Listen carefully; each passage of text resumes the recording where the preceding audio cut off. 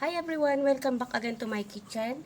It's me Val, and today we will try a very old recipe. So this is the picture.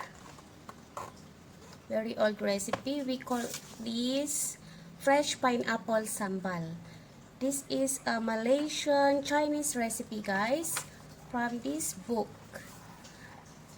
Hindi pa ako sinilang noong naisulat yung aklat na to. So let's try if we can make it or not.